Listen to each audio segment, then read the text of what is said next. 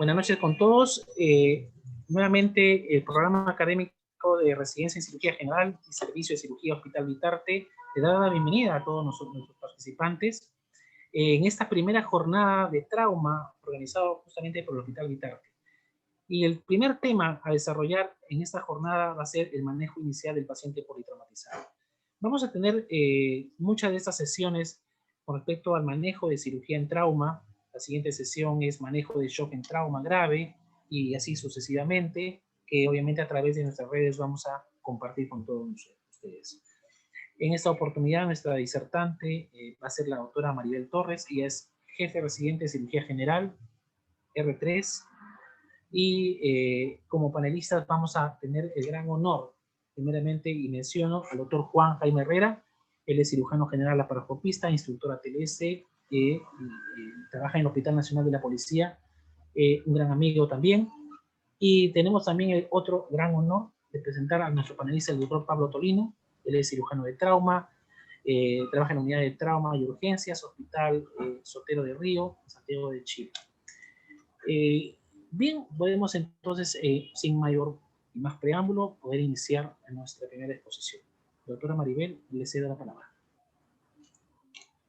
Buenas noches con todos. Para comenzar esta jornada de trauma que vamos a tener toda la semana, bueno, estoy muy agradecida que hayan ingresado ahora en la noche, sobre todo los panelistas que tenemos, también para poder discutir este tema que es bien extenso y bien interesante, ¿no? Y es lo que hacemos día a día en las emergencias del hospital. Entonces hoy día vamos a comenzar con el manejo inicial del paciente politraumatizado. Como sabemos, el manejo inicial es un problema de salud pública. A nivel mundial se ha visto que el mayor porcentaje de pacientes politraumatizados, el 23%, es por accidentes de tránsito. En segundo lugar ya son el 11% por homicidios, 15% por suicidios y, bueno, accidentes de guerra 3% y a otros 21%. Entonces, a nivel mundial se ha visto que es más frecuente los accidentes de tránsito. Entre los accidentes de tránsito se ha visto a nivel mundial que el 29% básicamente es va a fallecer o tiene una alta tasa de mortalidad el conductor en un 29%. También hay un 28% de mortalidad en los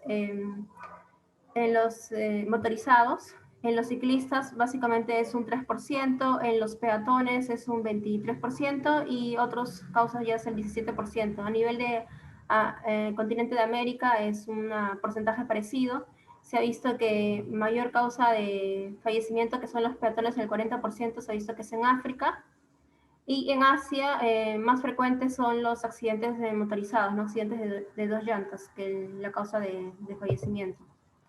En cuanto en las Américas, esta fue lo publicó la Organización Panamericana de la Salud en el 2016. Se dice que la tasa de fallecimiento por cada 100.000 habitantes es de 15.6. Se ha visto que el primer país de Sudamérica donde se ve más mortalidad por accidente de tránsito es Venezuela en el primer lugar y Perú se encuentra en el 8º lugar, ¿no? Se encuentra por debajo de la tasa estimada. En cuanto a Perú, directamente, bueno, encontré estas estadísticas de la Dirección de Redes Integradas de Salud Lima Este, que se ve que ha ido aumentando las lesiones por accidentes de tránsito, ¿no? En el 2013, por ejemplo, en Lima Este teníamos 1.906 casos de lesiones reportadas, y ya para el 2019 había aumentado la estadística a 3.004 lesiones por accidentes de tránsito. En cuanto a estos gráficos acá de la derecha, se ve también de que el distrito donde hay mayor accidentes de tránsito o lesiones por tránsito es básicamente en el distrito de Ate, y se ve que el hospital de Ate es, bueno, nuestro hospital donde nosotros trabajamos ahora es el hospital donde se ve el mayor cantidad de accidentes de tránsito de Lima Este. Y básicamente es porque se encuentra el costado de la carretera central, y ahí básicamente vemos lo que es mayor accidentes de tránsito, ya sea motorizados de 4 llantas, de 2 llantas como los mototaxis, peatones también, y bueno, ahora que está aumentando la tasa de ciclistas también en las últimas semanas hemos visto.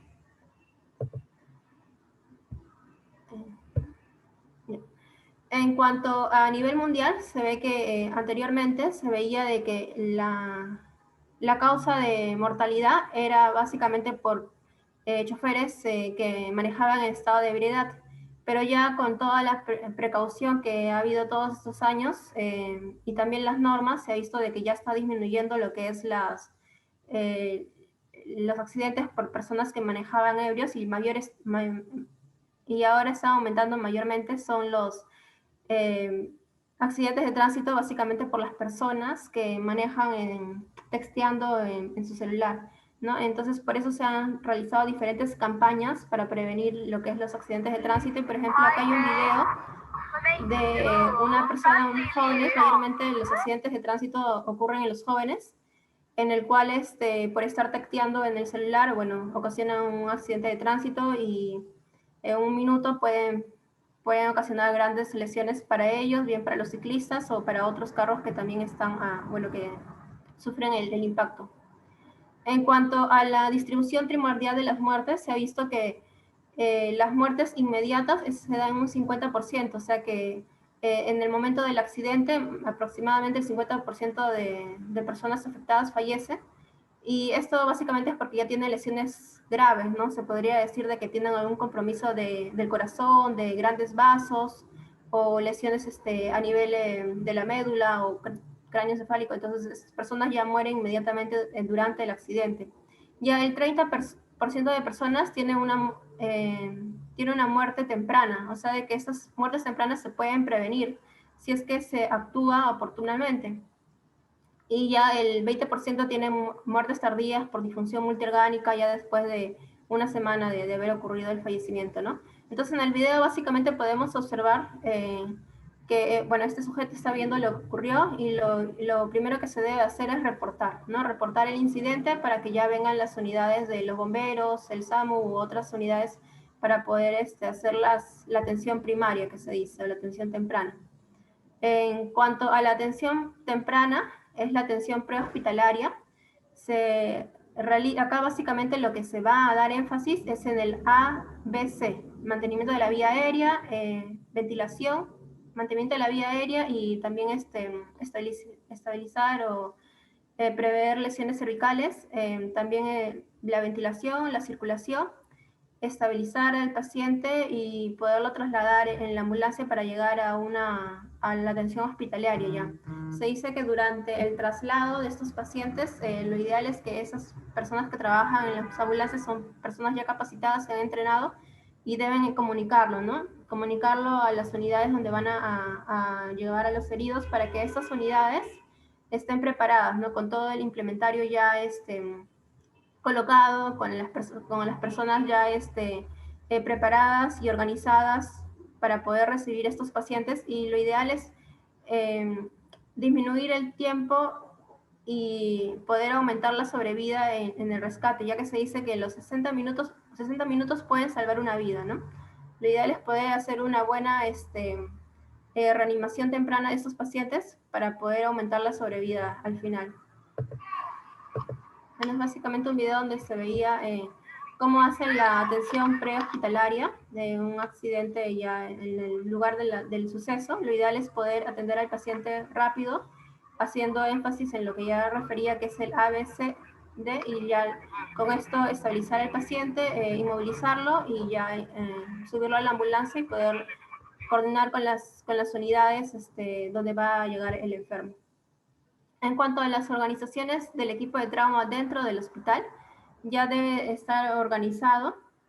Se debe tener un líder siempre, un líder que comande al equipo y que tenga buena comunicación, ya que en esos casos de que llega un paciente, a veces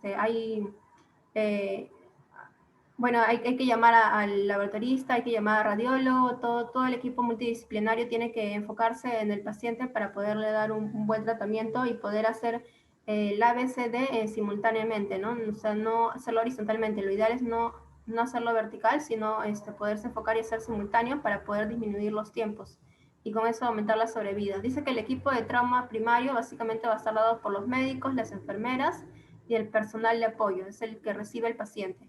Y el equipo de trauma secundaria ya son los médicos especialistas y subespecialistas que ya le van a dar el tratamiento definitivo a estos pacientes. En cuanto a la causa de muerte temprana, que pueden ser prevenibles, el objetivo primordial es poder reconocer precozmente y tratar las 5 causas principales de muerte, en las cuales están la obstrucción de la vía aérea, el neumotórax de tensión, el taponamiento cardíaco, el sangrado activo y el trauma encefalocraniano, ¿no? Estas son las 5 patologías que deben de ser diagnosticadas tempranamente para poderles dar un tratamiento oportuno y así evitar una muerte temprana de estos pacientes. En cuanto a la atención hospitalaria del paciente politraumatizado, se va a dividir en la evaluación y manejo primario, que es el ABCDE, la evaluación y manejo secundario y el inicio del tratamiento definitivo. En cuanto a la evaluación y manejo primario, como ya conocemos, la A es mantener la vía aérea permeable y controlar la columna cervical. Acá también lo que evitamos es la obstrucción de la vía aérea. En cuanto a la B es la ventilación. La C es circulación y control de la hemorragia, control del sangrado. La C es déficit, evaluar el déficit neurológico. La D es exposición y control de la hipotermia. Y la E es el manejo del dolor.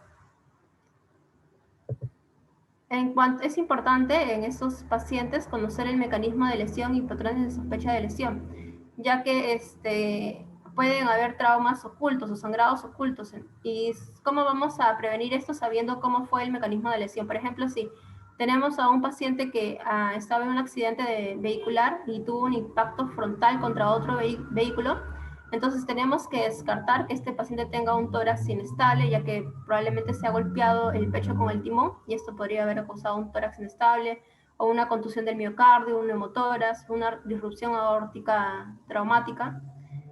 Podría también haber golpeado con el timón el abdomen y podría estar ocasionando una hemorragia intraabdominal o alteraciones del vaso, del hígado. Entonces es importante conocer el mecanismo de acción para poder sospechar de alguna patología que esté oculta, ¿no? Eso es en cuanto a los traumatismos cerrados, ¿no? También si el paciente se expulsó del vehículo, también se dice que es mayor riesgo porque prácticamente todos los mecanismos de lesión están ahí afectados. Ahí sí tendríamos que poder descartar varias patologías en estos pacientes.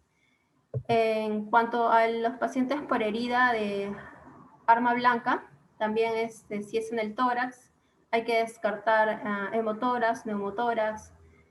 Si hay una lesión tóraco-abdominal izquierdo, hay que descartar una lesión de diafragma izquierda, lesión del vaso, hemonemorotórax. Bueno, si es un paciente que ha sufrido una quemadura, ya sea una quemadura térmica, eléctrica o por inhalación, también vamos a tener que descartar diferentes patologías, ¿no? Por eso es importante conocer cuál fue el mecanismo de la lesión para poder sospechar esta lesión.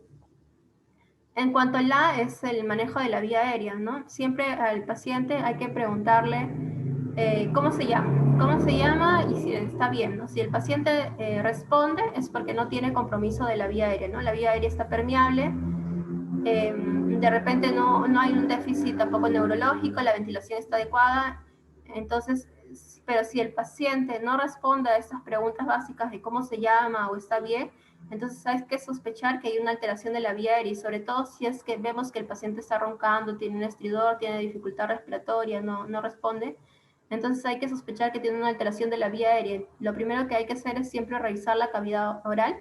De repente se ha obstruido con algún cuerpo extraño, a veces también lo más frecuente que pasa es que la lengua se cae y tapa, ¿no? En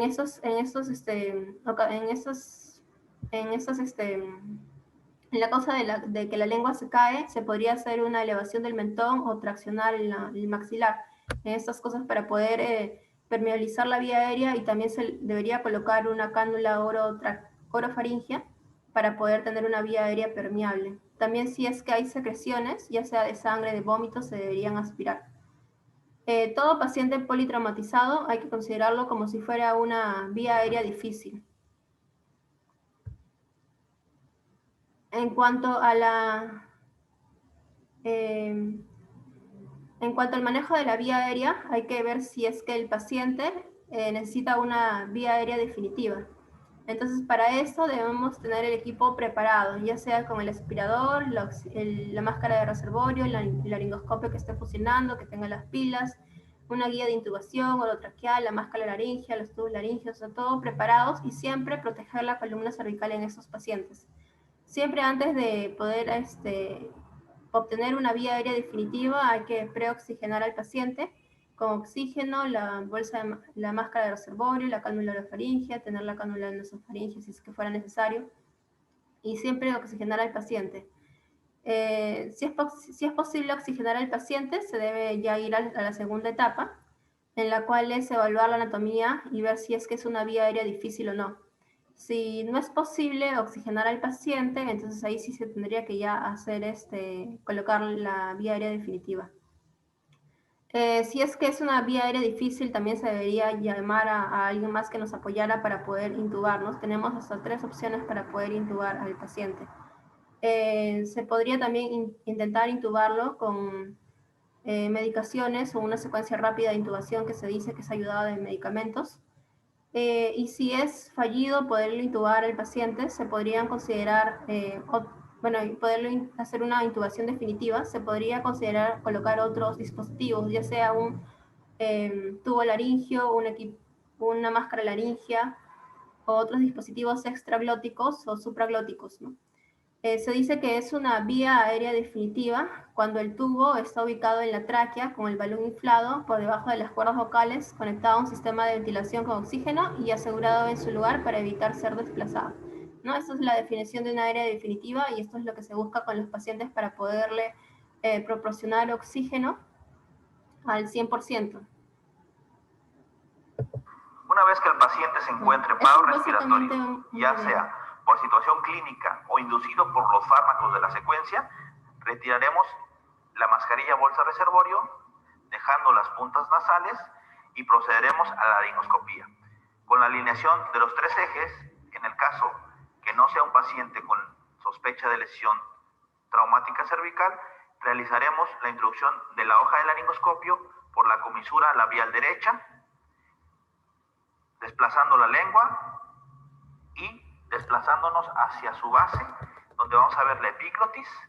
Posteriormente, en su base, realizamos una subluxación con un movimiento hacia arriba y hacia adelante. Y de esta forma exponemos la glotis, que es el espacio virtual entre las cuerdas. Una vez que tengamos la visualización, entonces realizaremos la introducción del tubo orotraqueal. Visualizo cuerdas. Introduzco el tubo. Aquí en esta parte alguien tiene que ayudar a retirar la guía.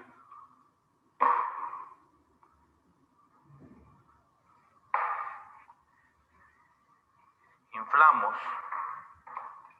el tubo orotraqueal, su neumotaponamiento, y verificamos que esté bien colocada el mismo.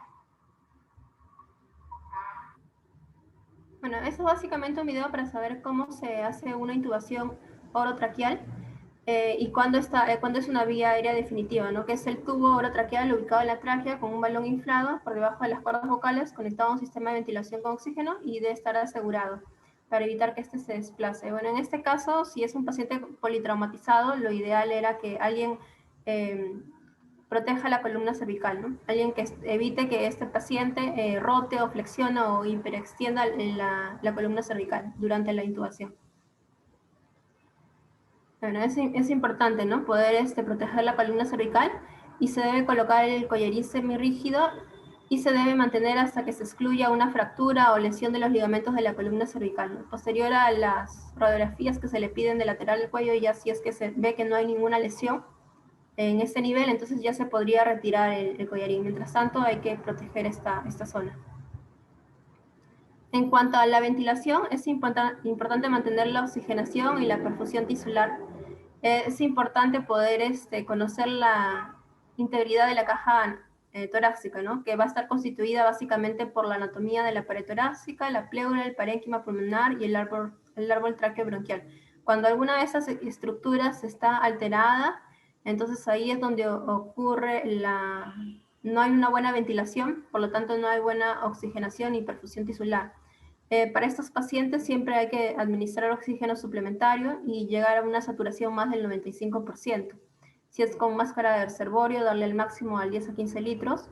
Siempre asistir la ventilación para favorecer el intercambio gaseoso y apoyar el transporte de sangre oxigenada hacia los tejidos.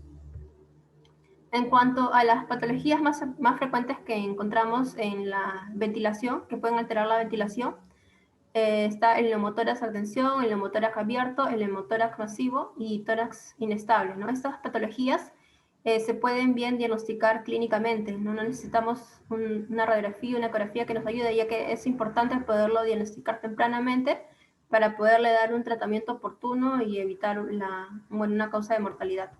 En cuanto al neumotórax a tensión, lo que vamos a ver en estos pacientes es que va a haber una dificultad respiratoria, va a haber ingurgitación yugular. El hemitórax que está afectado va a estar timpánico a la percusión, va a estar los ruidos hidroaéreos disminuidos, va a haber hipotensión. En estos casos, de manera de emergencia, lo que se puede hacer es hacer una punción con aguja fina en el segundo espacio intercostal, línea media axilar. Con una aguja más o menos de 5 a 8 centímetros se realiza ahí la punción para poder llevar de un neumotórax a tensión, llevarlo a un neumotórax simple y dar tiempo para poder alistar y colocar el tubo de drenaje torácico. En cuanto al neumotórax abierto, como ya sabemos, es una herida en la pared torácica, en la cual va a hacer de que el aire que hay de mayor presión en la atmósfera ingrese a donde hay menor resistencia, que es la cavidad pleural, haciendo que el pulmón se colapse. Esto se va a ver clínicamente porque va a haber hipoexpansibilidad del tórax afectado, va a haber enfisema subcutáneo, va a haber timpanismo también, y los ruidos hidroaéreos van a estar abolidos. En esos casos de neumotórax abierto, lo que recomiendan es poder cerrar la herida, pero solamente en sus tres lados, ¿no? Con una gasa estéril. Así nos da tiempo para poder preparar un tubo de drenaje y poder colocar el tubo y ya posterior a este cerrar la herida completamente. Lo que va a hacer esta gasa estéril cerrada por los tres lados es que a la hora de inspirar, el paciente no hace que el aire ingrese a la cavidad pleural, y a la hora de expirar, más bien el aire sale porque es como una válvula que se coloca ahí. En cuanto al neumotórax masivo, también se dice que cuando hay más de 1500 mililitros de sangre que se drena en 24 horas, es una causa de neumotórax masivo si es que es más de 1500 en 24 horas, entonces es indicación para hacerle una toracotomía. Y esto básicamente lo podemos diagnosticar clínicamente también, porque va a haber dificultad respiratoria, va a haber ingurgitación yugular, a diferencia del neumotórax a tensión o el neumotórax abierto. Acá el hemitórax afectado, la percusión va a estar mate, los ruidos hidroaéreos van a estar abolidos y va a haber hipotensión, ¿no? Esos casos de neumotórax masivos también hay que poderlo diagnosticar a tiempo, ya que es un lugar donde es como la sangre se acumula dentro de la cavidad pleural. Es una causa de que podría llevar un choque hemorrágico en esos casos si es que no se trata a tiempo.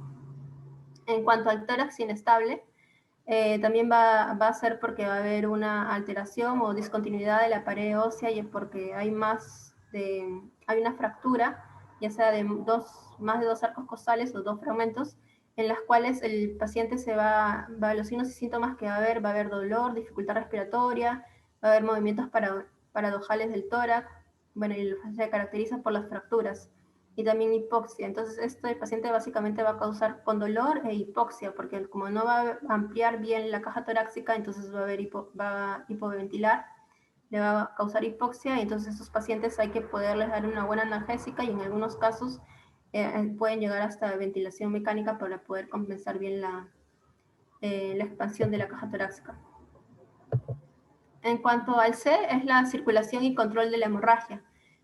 Básicamente hay que reconocer la presencia de sangrado, y se puede hacer viendo el color de la piel, el pulso o el nivel de conciencia, ¿no? También hay que restablecer la hipovolemia y el control del sangrado. Según la TLS, en la última edición, la reposición de volumen con cristaloides podría ser máximo hasta 1 litro, y ya luego evaluar la respuesta del mismo y ver si es que necesita transfusiones o no sanguíneas. En cuanto a la clasificación de la hemorragia, es importante porque la hemorragia es la primera causa de shock en estos pacientes. La clasificación se clasifica en 4, como ya sabemos. La primera es cuando pierde menos del 15% del volumen total, que es más o menos 750 mililitros, en los cuales no va a haber alteraciones hemodinámicas. Es como si el paciente estuviera donando una unidad de sangre. Ya para la clasificación tipo 2, que es cuando pierde del 15 al 30% de la sangre, que es más o menos de 750 a 1500 mililitros, y ya en estos casos de clasificación 2, ya se va a ver que va a aumentar la frecuencia cardíaca, ¿no? Los pacientes van a cursar con taquicardia. En la clasificación tipo 3, ya es cuando el paciente pierde del 31 al 40% del volumen intravascular y más o menos es de 1500 a 2000 litros. Acá ya sí va a comenzar ya a haber alteraciones hemodinámicas, como puede cursar el paciente con hipotensión, disminución del pulso, frecuencias respiratorias también aumentadas, el flujo urinario ya puede empezar a disminuir a menos de 0.5 kilogramos por hora. También va a haber alteración del sensorio. En estos pacientes ya está indicado poder reponer ya sea con cristaloides o con transfusiones. También lo que agrega, por ejemplo, acá en la TLS, también va a haber una déficit de bases, ¿no? Que se puede ver en menos 6 a menos 10. Y ya en la clasificación tipo 4, que es la severa, cuando ya se pierde más de 2000 litros, que es más del 40% del volumen total intravascular, entonces ya va a haber acá alteraciones hemodinámicas en el paciente y acá sí va a necesitar ya el protocolo de transfusión masiva, ¿no? Y ya lo vamos a ver posteriormente en las otras charlas.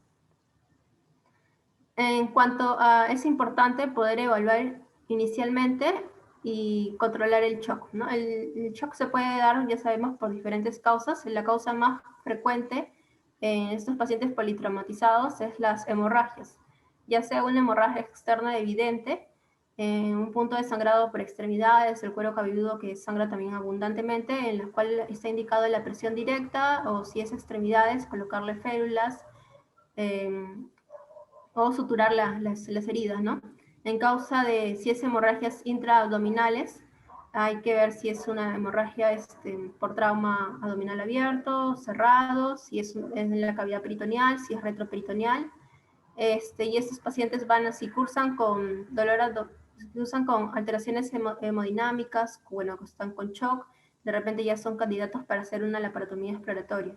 En cuanto a causas de shock obstructivo, básicamente van a ser el taponamiento cardíaco, el cual lo podemos diagnosticar por la triada de Beck, en el cual son 3, ¿no? La increpitación yugular, los ruidos cardíacos van a estar disminuidos, hipofonéticos y la hipotensión.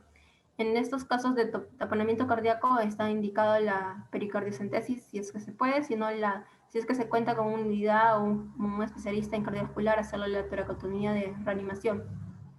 Bueno, la motora es atención que cursa con un shock obstructivo, y bueno, la motora masiva es un shock hemorrágico. Otro shock distributivo es el shock séptico, también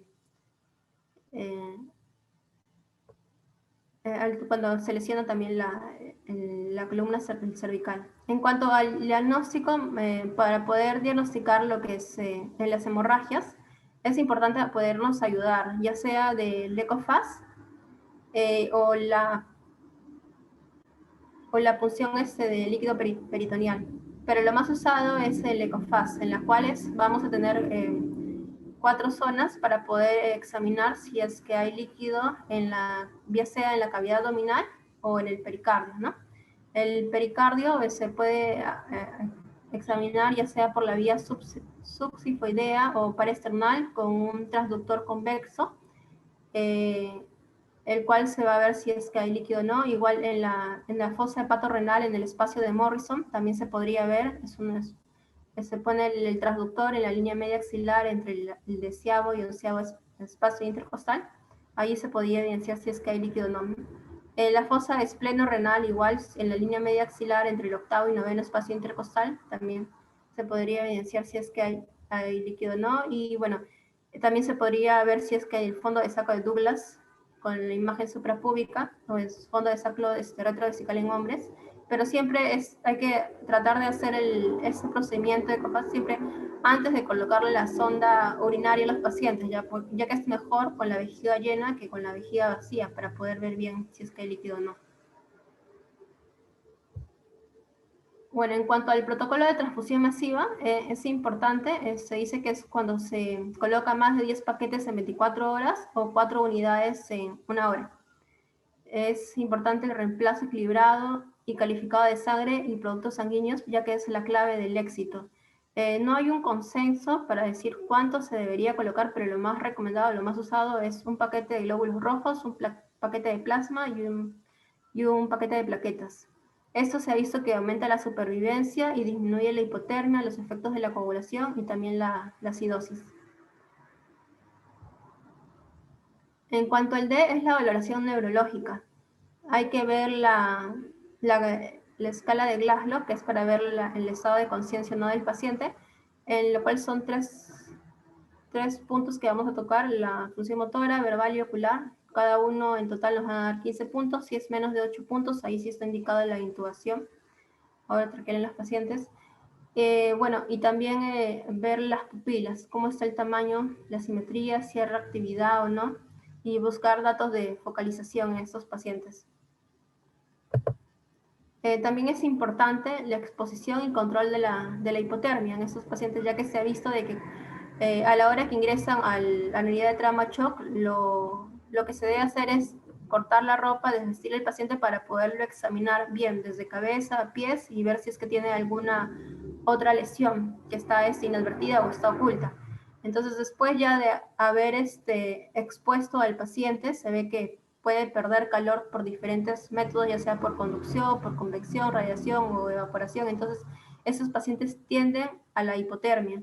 Por eso es importante poderle influir fluidos calientes, más o menos de 39 grados, y arroparlos, ¿no? Abrigarlos bien después de ya haber hecho una evaluación desde los pies a cabeza de este paciente.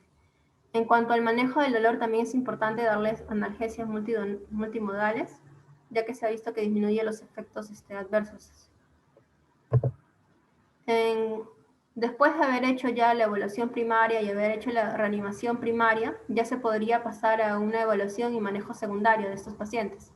En la evaluación y manejo secundario, básicamente lo que vamos a hacer es hacer una reevaluación primaria, ¿no?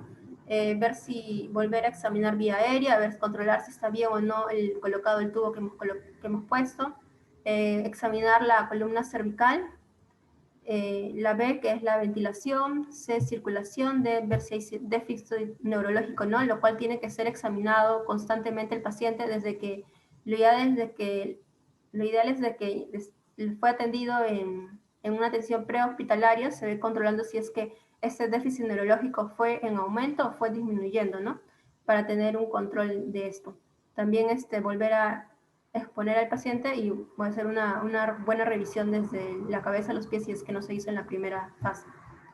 En cuanto a la anamnesis, es importante conocer si es que el paciente es alérgico o no a algún medicamento, si es que usa algún medicamento, por ejemplo, si es que tiene alguna alteración cardíaca, si es que está anticoagulado o no, porque eso va a aumentar las causas de sangrado, si es que hubiera. Antecedentes patológicos también es importante en esos pacientes, y si es una mujer joven en edad fértil, hay que pensar de que podría estar gestando.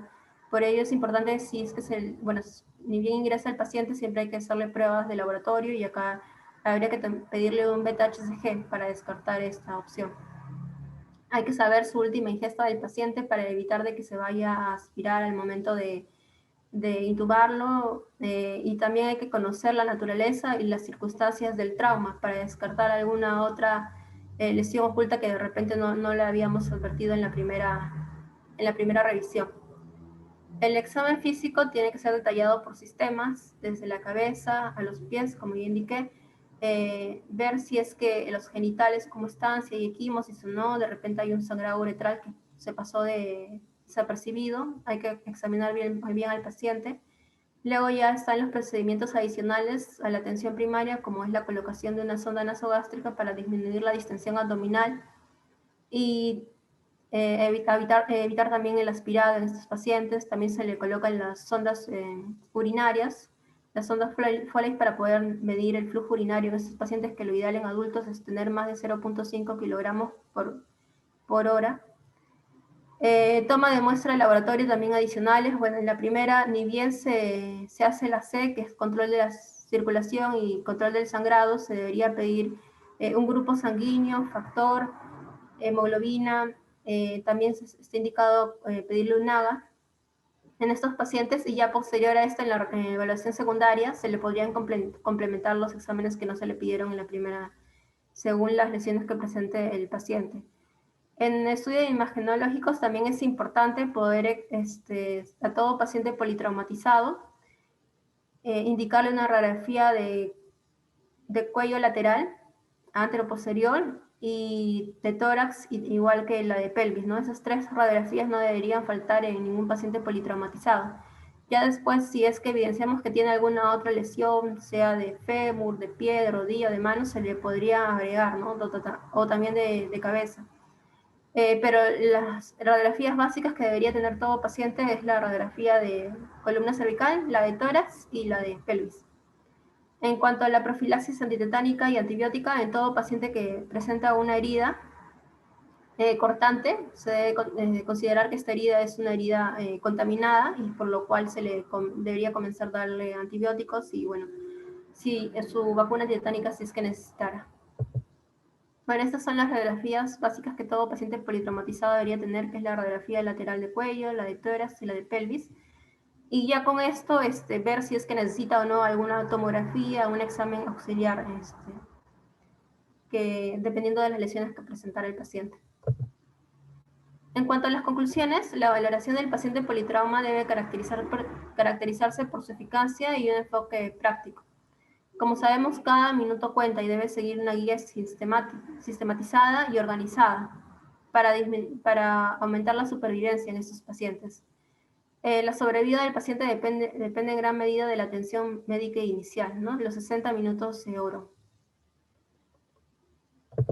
Bueno, esta es la bibliografía donde saqué la información de estos 2 libros, que están resumidos y son libros básicos que deberíamos tener para poder hacer un buen manejo de estos pacientes que sufren accidentes. Bueno, esto es con respecto a lo que tenía para el día de hoy. Bien, doctora Maribel Torres, felicitaciones por la exposición presentada de un tema muy interesante acerca del manejo inicial del politrauma. Bueno, tenemos nuevamente como invitado a doctor Juan Jaime Herrera, al que doy la bienvenida nuevamente. Muchas gracias, doctor Jaime, para que nos pueda acompañar en esta reunión sobre este problema que nos dicen justamente que el trauma resulta ser la enfermedad del nuevo milenio, que el trauma sigue un patrón y que tenemos que tener actitudes frente al manejo del trauma.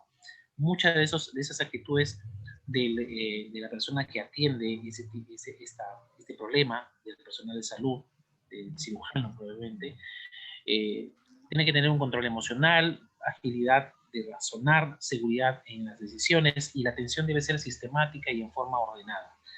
Y le preguntaría, doctor Jaime, acerca primeramente, la primera pregunta es, el manejo del trauma, ¿en qué momento se inicia? Vemos fases como el prehospitalario y el hospitalario. Prehospitalario en la zona del trauma, en el lugar previo, antes de llegar al centro hospitalario. El manejo que nos puede llevar justamente a salvar la vida del paciente se inicia y se debe iniciar en el prehospitalario. ¿Y qué tiempo nos debe llevar esa atención? Buenas noches, doctor Jaime. Sí, buenas noches. Muchas gracias por la invitación, doctor Medrano, y es un gusto estar con un buen grupo de médicos que están interesados en este tema y sobre todo que lo van a desarrollar durante toda esta semana. Bueno, primero, el trauma obviamente se debe atender desde el sitio de la lesión, durante el traslado, y por supuesto nosotros básicamente lo que vamos a discutir ahora es el manejo intrahospitalario. Ahora, ¿deben ser independientes? No, lo que se ha visto es que existen sistemas, hay tal como lo ha mencionado, ¿no? Hay manejo inicial que debe ser conocido por quienes hacen el manejo prehospitalario y quienes hacen el manejo hospitalario. Eso es lo que lleva al éxito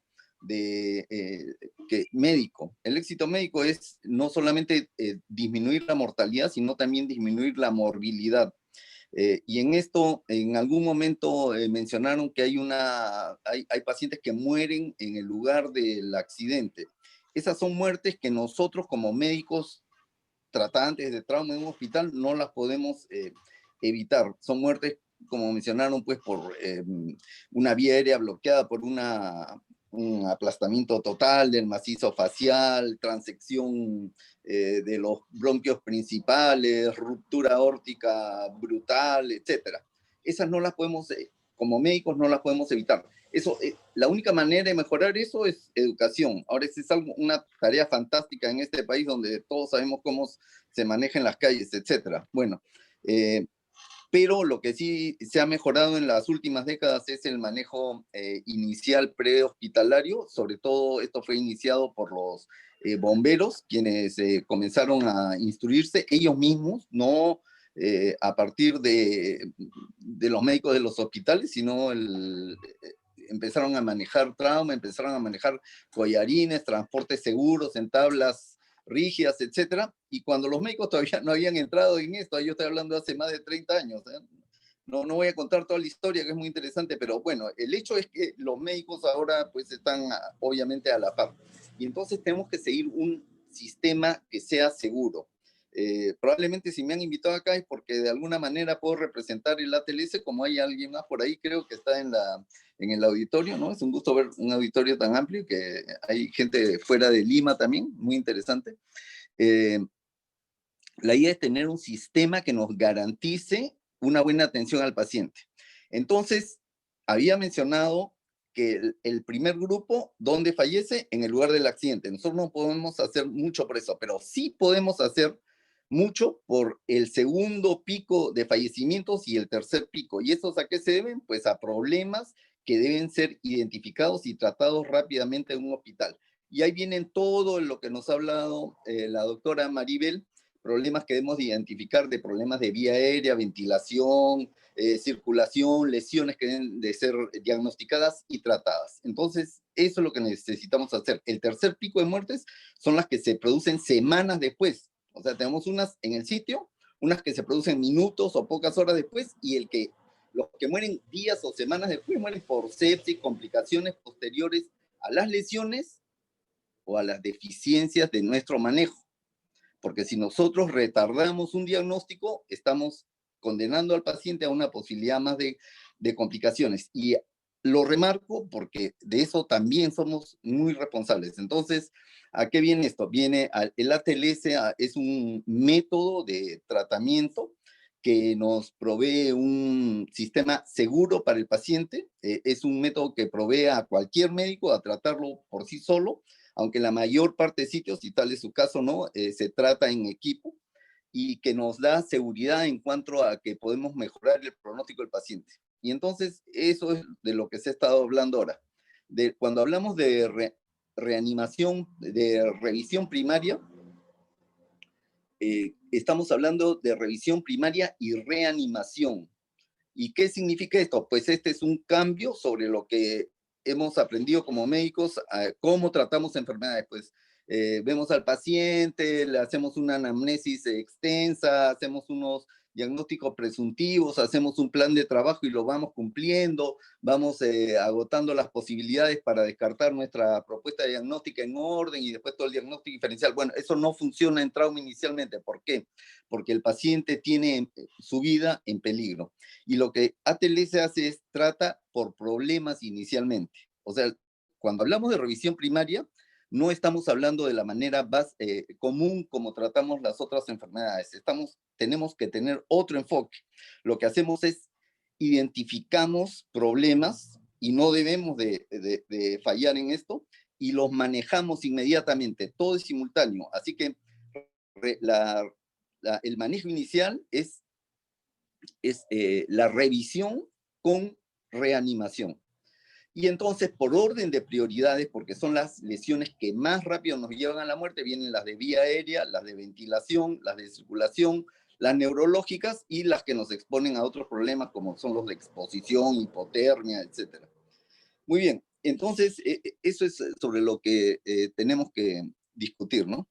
Este enfoque que es un poco distinto.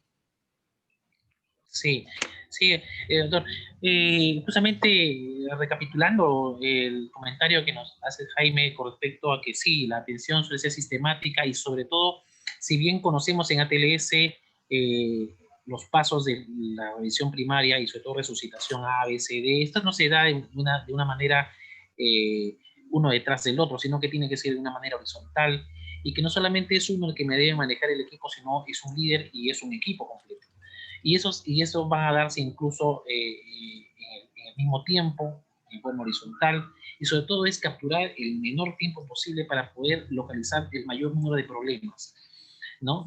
Y sobre todo prevenir, que es lo más importante. El mecanismo de reconocer el mecanismo de trauma resulta vital también para poder proteger al paciente y evitar complicaciones inmediatas que se pueden dar. Y es parte de esa anamnesis que uno tiene creo que uno debe tener en el momento en el que recibe al paciente, o incluso de la etapa prehospitalaria. La hospitalaria es que se va conociendo, nos van dando a conocer y preparando el equipo que va a recibir acerca de los datos de cómo fue el accidente, cómo lo encontraron, y eso resultaría vital justamente también para poder manejar a este paciente ya en el showroom, el mecanismo de lesión, qué tan importante es conocerlo. Insisto mucho a los médicos residentes acerca de que es vital, importante que no se nos pase esos detalles, porque nos da la idea del trauma, de la magnitud del trauma, obviamente, ¿no? Es importante el mecanismo, Jaime. Sí, bueno, a ver, vamos en orden. Sí. Comencemos por A, ¿no? Con el punto de vista que acabas de exponer. Muy bien. La doctora Maribel les hizo notar que yo puedo evaluar A preguntándole al paciente. Me presento, yo soy el doctor Herrera, yo lo voy a atender a usted, señor, ¿cómo se llama, no? Yo quiero saber si hay una respuesta. ¿Y qué le pasó a usted? ¿De dónde ha venido? Etcétera. Si el paciente es capaz de responder en forma totalmente entendible, con total sentido y que concatena sus ideas, perdón, y que sigue respondiendo a todas las preguntas, en esos primeros 20 segundos o 30 segundos, estamos haciendo el A, B, C y D. Porque si el paciente tiene una vía aérea libre, él va a poder contestar. Si sigue respondiendo es porque su ventilación probablemente es adecuada. Y si responde de una manera totalmente entendible y es totalmente lógica y recuerda todo, tiene buena circulación porque su cerebro no está en hipoxia y probablemente no tenga ningún déficit neurológico, por lo menos en ese momento grave. Muy bien, así, pero al revés, el que más nos preocupa es el paciente que sí tiene problemas y en él no vamos a tener toda la historia en ese momento. Una de las ventajas de tener un personal entrenado en el manejo inicial en el campo, es decir, los paramédicos que lo trasladan, es que nos van a dar mucha información inicialmente, ¿no? Este paciente, pues le hemos retirado un cuerpo extraño y coágulos de sangre en la boca, y entonces ya sabemos que va a haber problemas pues de vía aérea superior o que tenemos que revisarla, etcétera. Y se basa mucho en nuestras sospechas. Y acá viene lo importante, o sea, no es cuestión de enfrentarse al problema sin conocer qué puede haber. Tenemos que estar bien informados de cuáles son los posibles problemas porque tenemos que buscarlos. El paciente no nos va a dar mucha información y a veces los paramédicos no siempre nos dan toda la información. Entonces, por ejemplo, ustedes, tal como describieron, hay que revisar la vía aérea, si es que está ocupada por cualquier cuerpo extraño o secreciones, tienen que ser aspiradas y después al paciente siempre, y esto hay que remarcarlo, todo paciente tiene que recibir oxígeno suplementario, es decir, una máscara con reservorio con oxígeno alto flujo. Oxígeno alto flujo es que le vamos a dar 10, 12, 15 litros por minuto. Muy bien, pero acá vienen los índices de sospecha. Si el paciente ha hablado y continúa hablando, no hay ningún problema, él se va a quedar con su máscara reservorio. Pero, por ejemplo, tienen que observar, y lo primero que tienen que hacer es registrar todas las funciones vitales porque este es nuestro punto de partida. Eso no lo han mencionado claramente, pero tiene que haber un registro.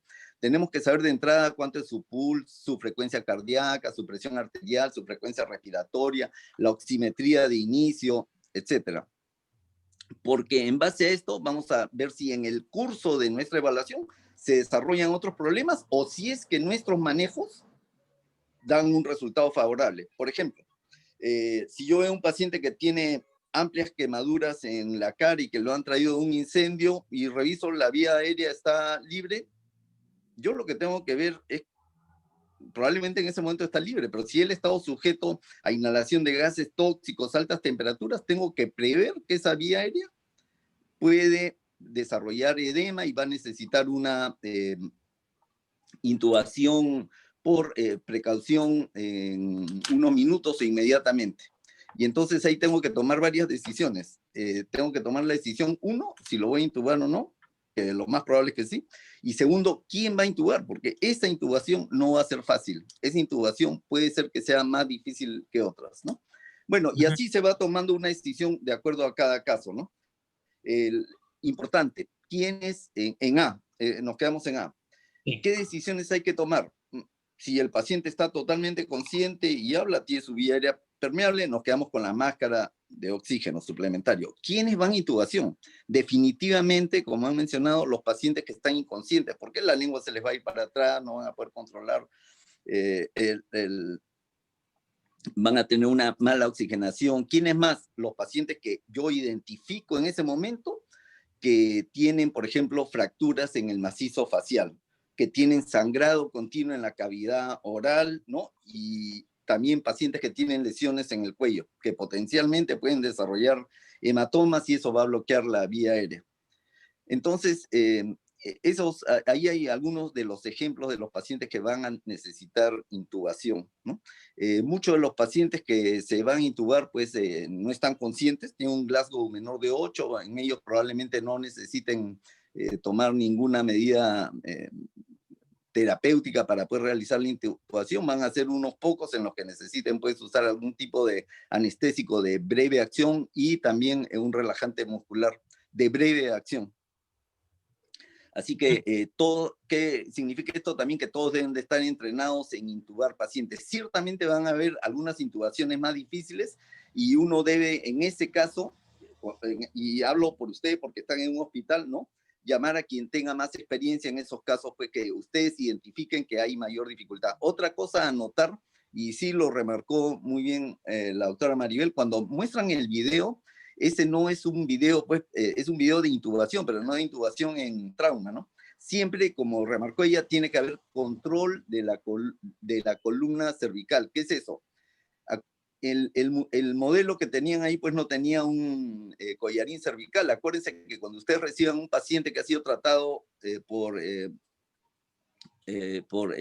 gente que conoce el manejo prehospitalario, se los van a traer con collarín y con fijación lateral.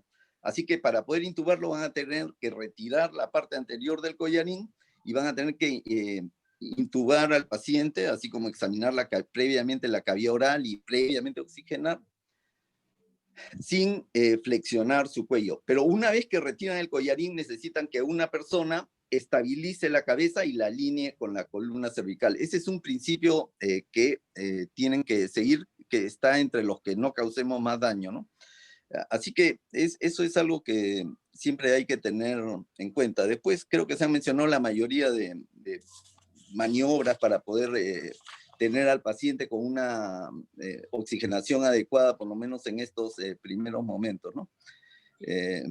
Básicamente sí. Eso es lo que podría notar de lo que han Jaime, una pregunta con respecto a la intubación del paciente que aún permanece con collarín, en el cual todavía no hemos descartado si existe una lesión y es necesario intubarlo. Nos queda la duda con respecto a abrir el collarín para poder hacer esa maniobra de flexión, lo cual obviamente podría resultar en una lesión, o intentar la intubación con el collarín. No, la intubación es sin el collarín. Los collarines tienen dos partes y son totalmente flexibles. Entonces ustedes retiran la parte anterior Y con eso, es más, si están con el collarín, ni siquiera pueden hacer la tracción del mentón o Claro, el jaw sí. thrust, ¿no? Levantar el maxilar. Posible. No van a poder examinar la vía aérea, no van a poder ver el cuello en búsqueda rápida de una lesión, de un aumento de volumen que ya esté determinando una lesión grave que va a comprometer la vía aérea. No van a, en ese momento, palpando rápidamente si hay enfisema subcutáneo, que también nos indica que puede haber una lesión, etcétera. O sea que la intubación es con el paciente sin collarín. Y por eso es que es obligatorio que tengan un asistente que desde atrás o desde adelante, según cuál sea la posición más cómoda en ese momento, estabilice la cabeza y la mantenga alineada con la columna cervical, haciéndola a veces no solo de collarín, sino de estabilizador lateral. Claro, para que sea efectiva. Lo otro es, hay pacientes que pueden ingresar a emergencia con el casco. Existe una maniobra para poder retirar el casco y idealmente, igualmente, uno de los ayudantes tiene que estabilizar el cuello para hacer que este procedimiento no sea lesivo. Retirar el casco es toda una maniobra que tiene que hacerse, ¿no? Y siempre en pos de poder igualmente mantener en todo momento la estabilización y evitar que podría haber una lesión inadvertida de columna cervical. Oxigenar todo el tiempo, y la oxigenación tiene que ser a alto flujo, ¿no? Eso es importante también. Y como mencionaste en un momento, la revisión de la cavidad oral en búsqueda de algunos cuerpos extraños que podrían dificultar la permeabilidad de la vía aérea, y que esto obviamente podría originar un problema más serio. Los 10 segundos que contaste acerca de la evaluación rápidamente que se puede hacer y evaluando ABCD, puede hacer nada más contestando una pregunta, ¿no? El paciente. Y existen los pacientes en los cuales no nos dan ningún dato, y eso es un problema, porque como hablaba del mecanismo de trauma, muchas veces el paciente viene con un Glasgow muy aminorado, menos de 8 u 8, y el paramédico o el personal que lo trae pues no nos da mayor explicación de cómo fue el accidente. Y tenemos que elucubrar y sacar, evaluando al paciente y viendo qué problemas podemos encontrar. Igualmente, cuando el paciente está chocado hay que pensar primeramente que el shock es hipovolémico hasta que se demuestre lo contrario, ¿no es así? La evaluación en el B, por ejemplo, exige una evaluación de tórax. Y entre la evaluación del examen físico, que uno puede hacerlo en forma muy rápida, porque en la evaluación secundaria ya es un poco más exhaustivo, si se puede encontrar alguna sospecha de un hemotórax, por ejemplo, en el B, en esa evaluación de revisión primaria, es necesario en ese momento, podría ser, dentro de la medida de resucitación, hacer un drenaje torácico y no esperar terminar toda la evaluación. Es decir, la pregunta fue por hemotórax. Sí, hemotórax. Ya, muy bien. Ya, muy bien. Entonces, vamos a ver. Lo mismo, ¿cómo vamos a evaluar B? Necesitamos las funciones vitales. Obviamente, si yo tengo un paciente que tiene una frecuencia respiratoria de 18, con una frecuencia cardíaca normal por debajo de 100, que tiene una saturación de 97, probablemente yo ya sé que no. Es muy probable que no haya un problema de ventilación en ese momento. La revisión primaria identifica los problemas que ponen en peligro la vida del paciente en ese momento. No es, y esto hay que remarcarlo, la revisión primaria y reanimación no es un examen físico detallado de pies a cabeza. El examen físico es muy dirigido a identificar los problemas que nosotros sospechamos que existen o que pudiesen existir en ese paciente. Por eso todo depende del médico. Si el médico no está bien instruido en cuáles son los problemas potenciales que ponen la vida en peligro de un paciente, en la revisión primaria pierden la oportunidad de detectarlo tempranamente. Si es que no usa los datos que tiene sobre la cinética del trauma, también está perdiendo una oportunidad de tener un diagnóstico fino. Por ejemplo, si estamos en B y tenemos un paciente pues, que ha tenido una contusión torácica, ¿no? Porque iba en el asiento delantero y era el conductor, viene la duda si yo tengo un hemotórax. Si yo examino al paciente y encuentro que el paciente pues satura adecuadamente, tiene una frecuencia respiratoria aceptable y su vida no está en peligro, eso es todo lo que yo quiero en B, en la revisión primaria. Por favor, esto no significa que el paciente no tenga una lesión. Lo que no tiene en ese momento es una lesión que pone en peligro su vida. Muy al contrario, si es un hemotórax masivo, yo voy a encontrar que un paciente que tiene pues una taquicardia notoria, está en 140, la saturación está comprometida, está en 91, tiene una frecuencia respiratoria aumentada en 30, etcétera. Y si a ese paciente lo evalúo, veo que aunque expande ambos campos pulmonares, en uno no hay ruidos, es totalmente mate. Si el paciente está totalmente en decúbito y es mate, este paciente lo más probable que tenga es un hemotórax masivo. Ese paciente, eso pone en peligro la vida del paciente. Eso debe ser diagnosticado y debe ser tratado inmediatamente. ¿Cómo hago el diagnóstico clínico? Basta con que tengan esa evidencia para que ustedes realicen un drenaje. El drenaje no solo va a confirmar el diagnóstico, sino va a aliviar al paciente y va a poder oxigenar un poco mejor. De hecho, ya les da el punto de partida, ¿no? Tal como mencionaron, si fue un hemotórax masivo y salen más de 1.500 mililitros inicialmente, ustedes ya saben que lo más probable es que ese paciente tenga que ir a cirugía. Y en ese momento, en B, toman la decisión de llamar al especialista para que lo evalúe y se haga cargo. Y estamos en revisión primaria, pero es que ese paciente tiene su vida en peligro.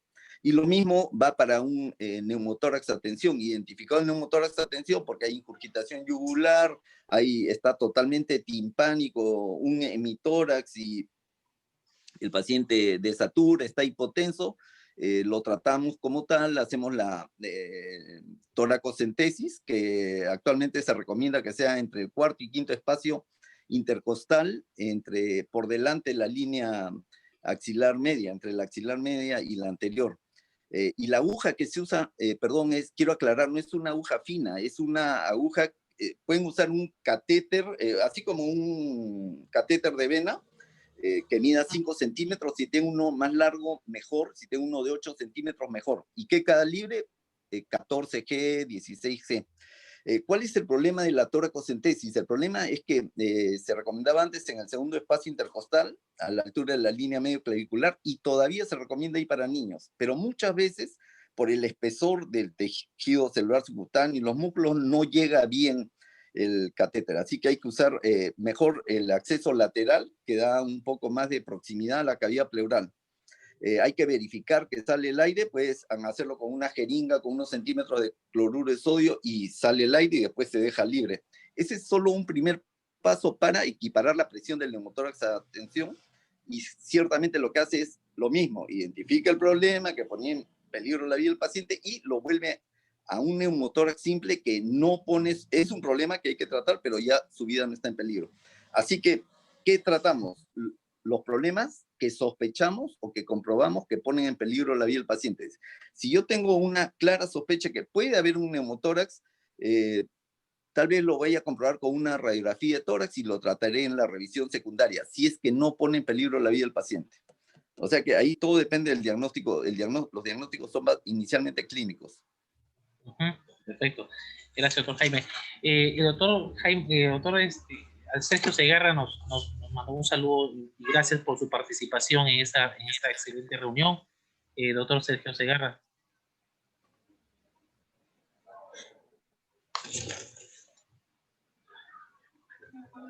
Buenas noches. Buenas noches, doctor Sergio Segarra. Gracias por su participación en esta excelente reunión. Disculpe que no dé la cara, pero es que estaba en paños menores y como estoy en el auditorio no pensé que me iban a dar la palabra. Buenas noches. Aprovechen, es un gran honor también, doctor.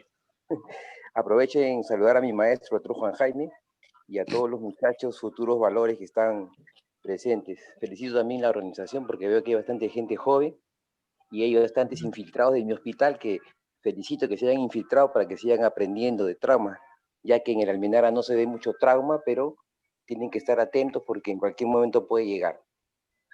Claro, así es, doctor Sergio. Y aprovechando un tanto su presencia, doctor, si tuviera algún comentario con respecto a esas primeras fases que estamos viendo del manejo del A y el B, además del gran y excelente comentario que nos ha hecho el doctor Jaime. Bueno, agregar más importantes, ¿no? En caso...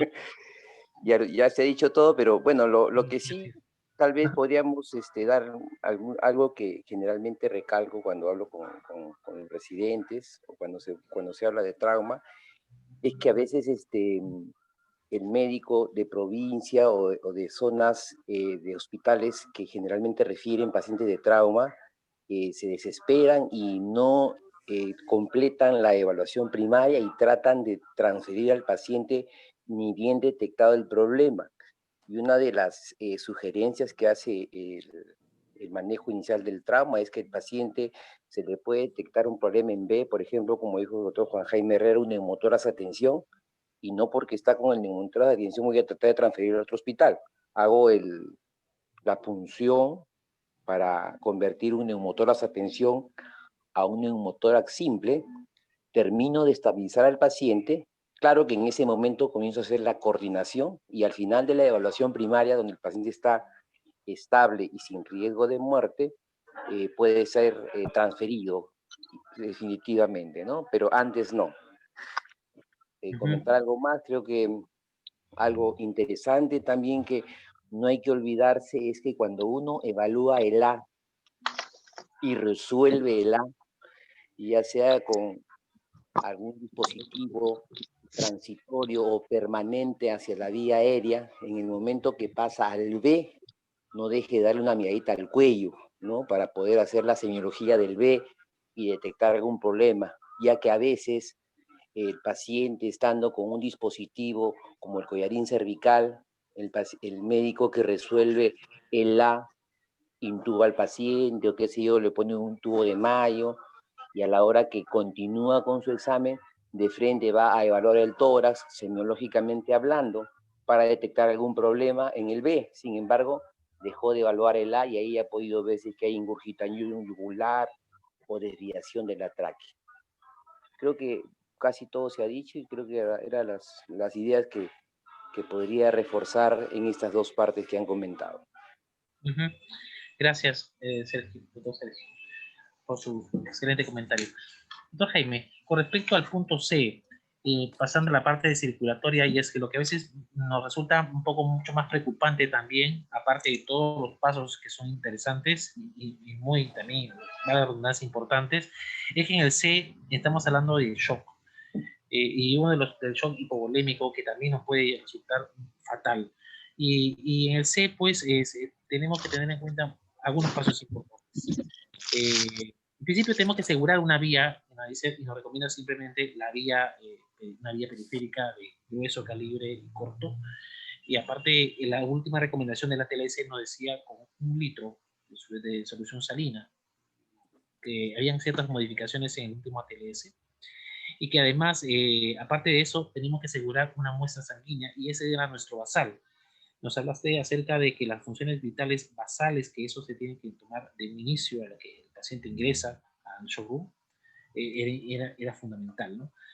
¿Qué más podemos hacer acá en el paso C? Muy bien. A ver, voy a repetir algunas de las cosas porque después se van a dar cuenta por qué las repito, ¿no? Algo ya ha dicho Sergio. Si yo he hecho A y yo tomé mis funciones vitales, oximetría, etcétera, yo no paso a B si no he comprobado que mi manejo ha tenido éxito. Si son normales, por supuesto, tienen que seguir normales, ¿no? Igual es en B, ¿no?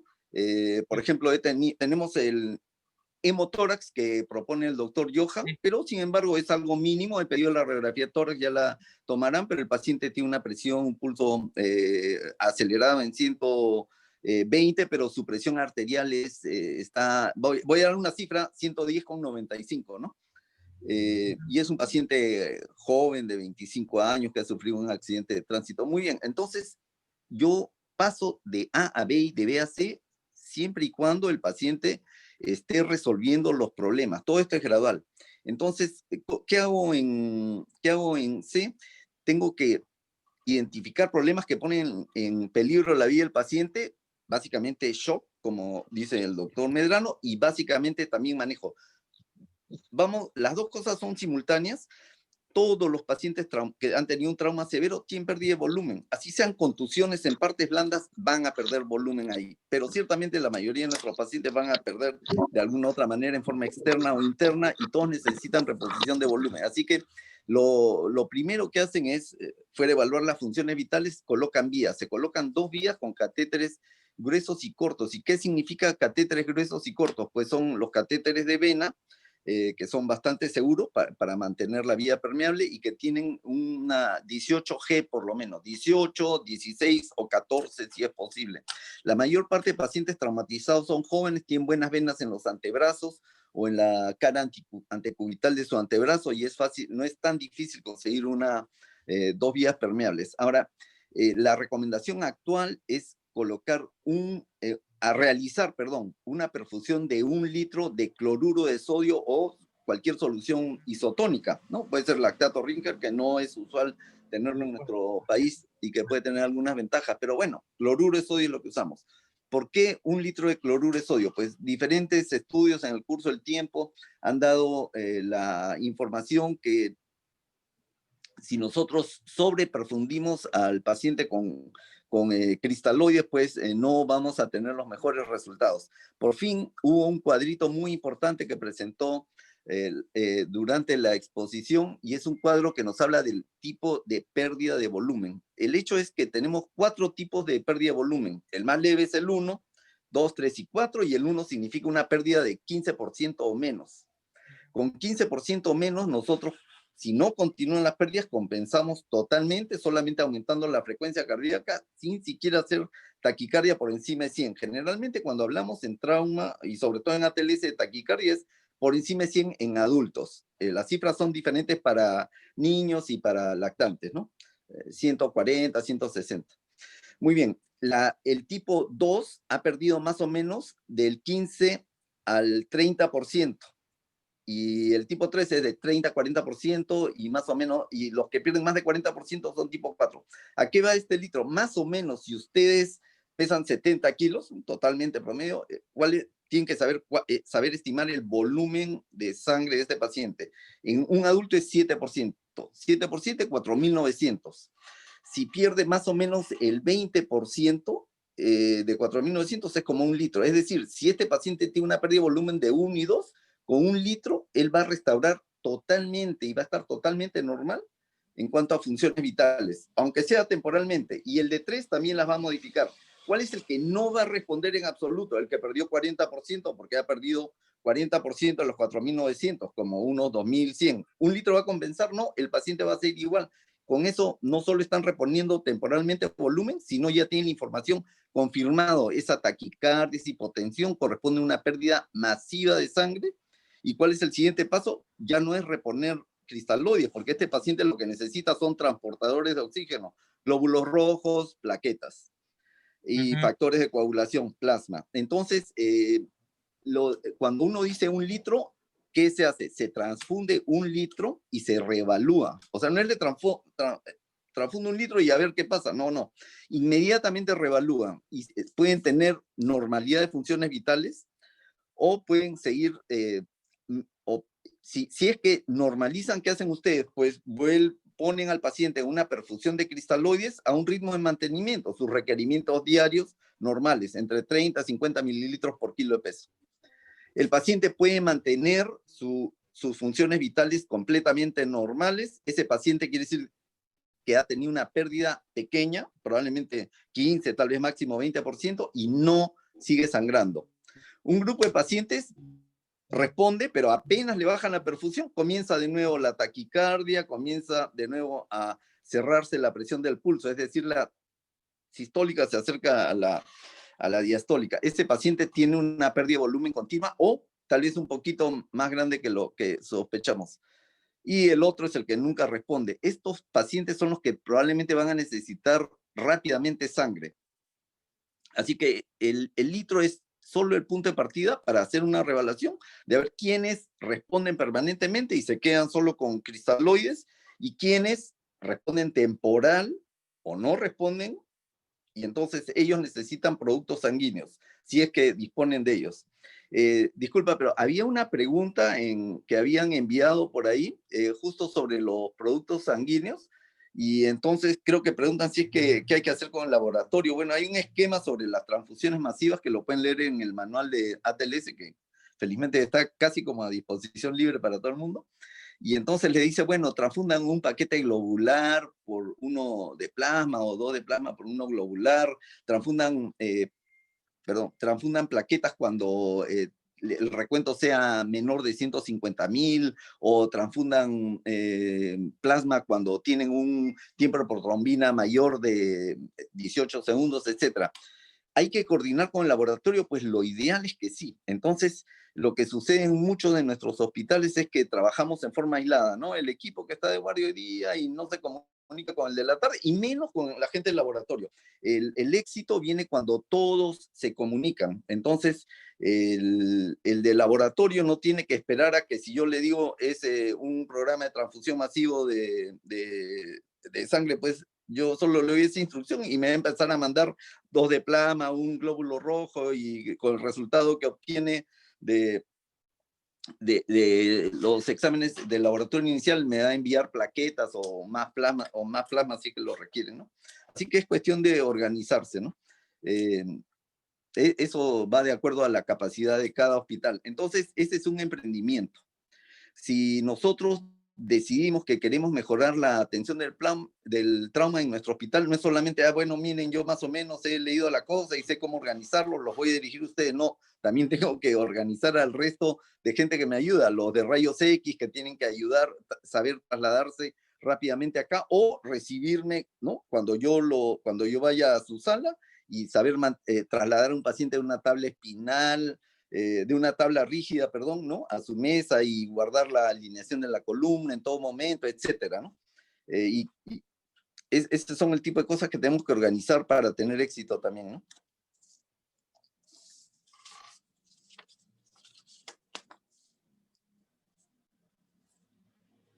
La otra, algo muy pequeño, pero que yo siempre insisto, en ATLS más o menos como que todo está bien hecho de una manera lineal, escalonada. En la práctica se puede hacer, por supuesto, todo junto, si es que uno está bien organizado. Y acá hay algo que señaló el doctor Johan para todos: la toma de muestras se realiza en el primer momento en que acceden a una vena. Es decir, cuando le colocan la vía, quien le coloca la vía tiene que tomar las muestras, porque esas son las muestras basales, no van a ser falseadas por una perfusión de cristaloides o de cualquier cosa que salga en ese momento, y van a ser nuestras basales. En cada hospital va a tener un juego de exámenes que hace basal, y ciertamente tiene que haber una muestra para que después se pidan cualquier otra cosa que nosotros necesitemos. Y más tarde, en la revisión secundaria, identificamos que probablemente este paciente tiene una sospecha de lesión de páncreas, pues pediré amilasa, lipasa, pero la muestra ya está tomada. Pero más importante que eso es que si ustedes no toman la muestra en ese momento, no van a tener pues sangre tipificada ni pruebas cruzadas para el paciente grave que lo necesita, ¿no? Y vamos a tener que estar rogando que haya sangre O negativo para las mujeres en gestante. Y eso ya no hay que repetirlo. Creo que no hay ningún hospital, no solo en Lima, en el Perú, sino en cualquier parte del mundo, que le sobre esto, ¿no? Así es. Doctora Vera, las preguntas que nos enviaron al chat, ¿se puede leerlas? Ahí contestando. Sí, doctor. Doctor Juan Jaime Herrera, justamente, bueno, varios participantes nos habían mencionado, no solo tenemos dentro de los participantes residentes, doctores de algunos de otros países o de otras provincias, sino también internos. Entonces, dentro de las preguntas que estaba, bueno, una de ellas, habíamos mencionado, por ejemplo, el paciente en estado etílico. Es un paciente del cual no podemos valorar como debería ser o solamente por el efecto del trauma. Entonces, a este tipo de paciente, ¿usted mencionaría o acotaría algún eje para enfatizar o alguna medida extra a realizar? A ver, que desde el punto de vista legal siempre tengan una muestra guardada, aunque esto es un poco difícil para el dosaje etílico, porque eso es útil no solo para cuestiones policiales, sino también desde el punto de vista médico, ¿no? La otra es que el paciente que está en estado etílico, lo primero no es sospechar que, bueno, como está ebrio, pues por eso es que no contesta bien y por eso es que está un poco disparatado. Por favor, cuando tratamos pacientes con trauma, si el paciente está un poco deprimido, no es porque tomó demasiado, de repente está ventilando tan mal que no se está llenando de CO2, o al contrario, si está muy belicoso es porque le falta oxígeno, ¿no? Y no es porque se pasó de trago necesariamente. Obviamente puede ser, pero dejemos eso como segunda opción. Así que siempre tengamos la sospecha, ¿no? de algo que pone en peligro la vida del paciente antes que la intoxicación. Por otro lado, el alcohol en él mismo puede haber sido la causa del accidente, y eso pues no siempre vamos a obtener la mejor información, ¿no? El paciente se cayó, de repente se golpeó la cabeza, si no examinamos bien se nos pasa un hematoma y después a las horas se está comenzando a hacer un hematoma subdural o a los días. Bueno, cosas así. La otra es un paciente que tiene intoxicación alcohólica, ha tenido una buena vasodilatación. Si estamos en cualquier clima, pues que no sea ultratropical, ese paciente si es que ha estado horas abandonado o no tratado, está más expuesto a hipotermia que cualquier otro, porque ha estado con una buena vasodilatación y ha sido un radiador de calor, ¿no? Así que hay varias cosas que pueden entrar ahí, ¿no? Pero ciertamente no atribuir a que todos los hallazgos que podamos tener se acusen por la ingesta, ¿no? de alcohol, ¿no? Eso queda obviamente como algo, una razón a descartar, pero no debe ser a priori, bueno, es que tomó, ¿no? Y muchas gracias, doctor. Y bueno, justo también nos hace la acotación la doctora Araceli Barrios, que también sería bueno agregarle el control de la glicemia, ¿no? Sobre todo en este tipo de pacientes, ¿no?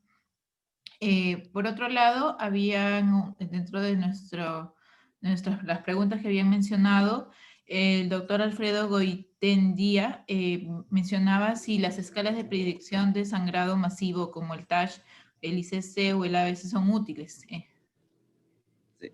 Bueno, a ver, miren, primero, cuando manejamos un paciente traumatizado, la primera causa de hipotensión, y acá quiero remarcar algo, cuando hablamos de shock, no estamos hablando de hipotensión, ¿eh? El shock se produce mucho antes de tener hipotensión. Cuando tenemos hipotensión es cuando el paciente ya ha perdido más del 30% de su volumen sanguíneo. Cuando hablamos de shock es que está perfundiendo mal, ¿no? Está un poquito desorientado, ¿no? Está un poquito polineico, etc. Eso ya son signos de shock. Tiene la piel un poco fría, ya ese paciente está chocado por el antecedente de trauma. Entonces, ciertamente, yo creo que siempre manda nuestra sospecha clínica. 1, antecedente de trauma. 2, identificar los signos más simples que nos indican que hay sangrado, posible sangrado, ¿no?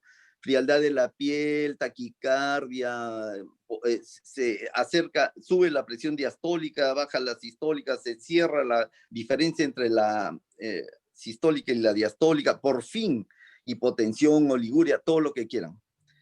Los scores pueden ayudar en algunos casos, pero no son definitivos. El ATLS, el que recomienda en todo caso, es el ABC, y si tiene un puntaje de 2 o más, hay que sospechar pues, que hay una fuertísima posibilidad de sangrado, ¿no? Así que si ustedes van a ser guiados por los antecedentes, 1 de trauma, 2, la cinemática del trauma, si el paciente, por ejemplo, iba en el asiento trasero, en el lado derecho, y el choque fue por ese lado, lo más probable es que tenga una lesión pues en la cadera, y de repente tiene una fractura y ahí ha perdido pues más de 1 litro de sangre, etcétera, ¿no? Si lo comprobamos en el examen físico, etcétera, pues tenemos toda la guía. Los scores son buenos, pero yo creo que si están bien al tanto de la cinemática, del antecedente del trauma, y son minuciosos en su examen y tienen un alto índice de sospecha de cuáles pueden ser las lesiones, van a quedar, pues, ustedes le van a ganar al score, ¿no? Y una pregunta más, doctor Jaime. También nos mencionan en relación a la vía intraósea, sobre todo en el manejo del politrauma. ¿Alguna acotación? A ver, muy bien. vamos a hablar entonces de vías. Acceso venoso. De acceso venoso ya hemos dicho que está en la tercera etapa. Cuando entramos al C, es obligatorio el primer acceso a una vena, tomar una muestra de sangre, usen una vía que sea confiable, es decir, un catéter, no una aguja que vaya a perforar la vena, que permita pasar una buena cantidad de volumen, y entonces ahí encontramos problemas. Hay gente que puede ser muy difícil, de repente algún obeso, un paciente que ha tenido quimioterapias y no tiene venas, pueden haber múltiples dificultades. Ahí hay que solucionar problemas. ¿Qué es lo que propone ATLS? Pues si ustedes no pueden conseguir una vena punzando y ya están haciendo buenos intentos y lo ha hecho la persona más experimentada, y no estamos hablando de 40 intentos, sino cortos intentos pero certeros, tienen dos opciones: o ponen una vía central o hacen una plebotomía en su safena junto al maleolo interno. Entonces, para eso no necesitamos ni mucha destreza ni mucho entrenamiento. La mayor parte de médicos, no estoy hablando de cirujanos, sino de médicos, lo puede hacer. Y insertamos un tubo ahí y perfundimos. Y la otra opción es una vía central. Una vía central necesita una persona entrenada, y muy bien entrenada, porque lo va a hacer en una situación de emergencia donde hay un poco de bolondrón por aquí, por allá. Tenemos que estar seguros de que tenemos alguien que nos va a ayudar en forma eficaz, que nadie va a interrumpir con nuestro procedimiento ni con nuestro campo estéril, y que vamos a ser más eficientes que con una vía periférica. Si ustedes están entrenados y tienen el equipo para hacerlo, háganlo, porque lo que queremos saber es que ustedes le den la seguridad al paciente. Si estamos en una situación peor que esa, entonces, ¿cuál es otra opción? Pues se había propuesto desde hace ya buen tiempo por el ATLS a usar la punción intraósea en niños. En niños menores de 6 años, una punción en la tibia, en el tercio, realmente en el tercio superior, ¿no? Se podría lograr esto, o en el tercio inferior del fémur. También se puede usar, pues, la cresta ilíaca, donde entra muy bien. Pero esto se extiende también a adultos. Ahora, ¿es una vía buena? Es una vía excelente. El problema es que no es muy usual, pero si ustedes leen la técnica, les aseguro que la van a poder realizar. Un poco de anestesia local si el paciente está consciente, si tienen un equipo de punción medular, realmente es lo más fácil. No van a fallar porque entran pues a la médula y perfunden sin ninguna restricción. Los calibres de estos trócares para punción son bastante gruesos, ¿no? 14, 12, así que no van a tener limitaciones. Si están haciéndolo en un niño de 6 años y no tienen esto, pueden usar una aguja 18, ¿no?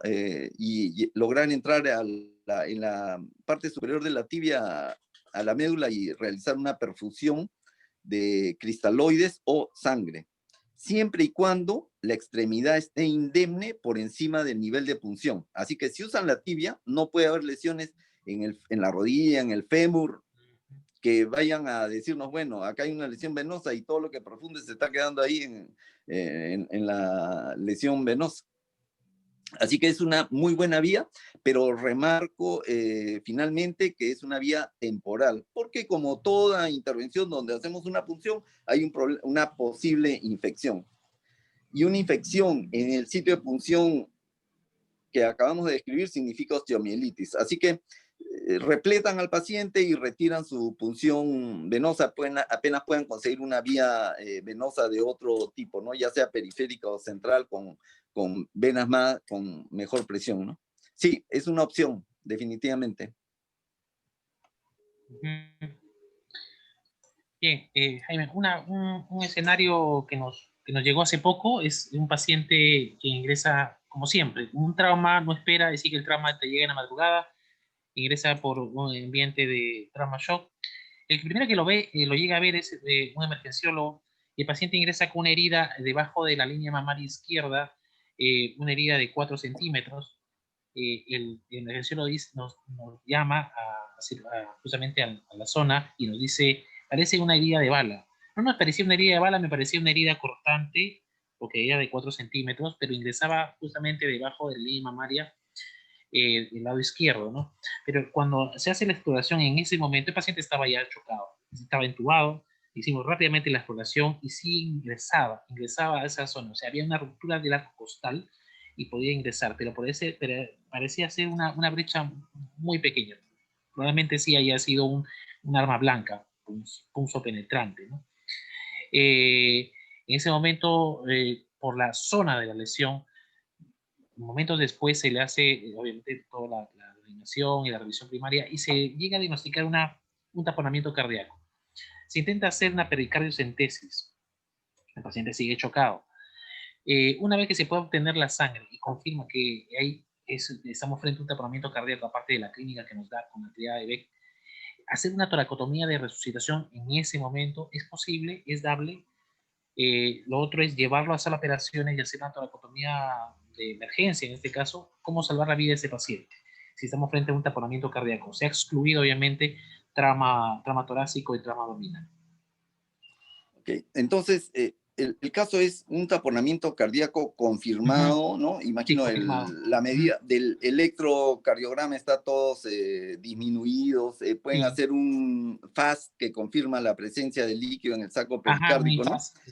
Sí, a ver, ¿qué es lo ideal? ¿Y qué es lo ideal estamos en C y la vida del paciente está en peligro? C, para todo el auditorio, se va a hacer en la sala de operaciones. O sea, sí, se va a completar, la revisión primaria se va a seguir haciendo en la sala de operaciones, etc. ¿Por qué? Porque la vida del paciente está en peligro y el problema es restricción del bombeo por parte del corazón.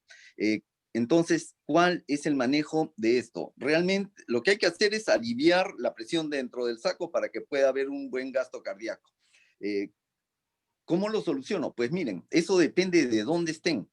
¿Pericardiocentesis alivia? Sí, por supuesto, la pericardiocentesis alivia, pero es un procedimiento que a veces se tiene que hacer a ciegas, no es totalmente certero, la aguja puede causar una lesión mayor y además tiene un porcentaje de falla, ¿no? Entonces, si ustedes no tienen otra manera de aliviar al paciente, tienen que hacer la pericardiocentesis, si es posible dejar una sonda para seguir evacuando este saco.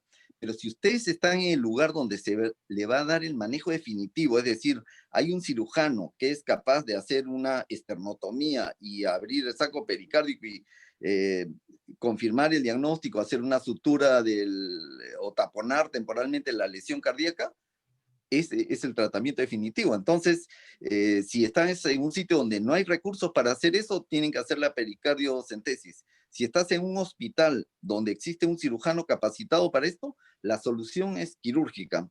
Hay que entrar y explorar al paciente, ¿no? Y resolver la lesión, ya no solamente el taponamiento, ¿no?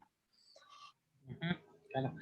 Otro escenario que también puede pasar, y bien nos pasó, es como, y tiene esto con respecto a poder ver ese espacio tóraco-abdominal, que nos dicen, por ejemplo, lesiones a partir del séptimo espacio, entre 7 y 9, pues es un espacio que puede ser común a tórax y abdomen.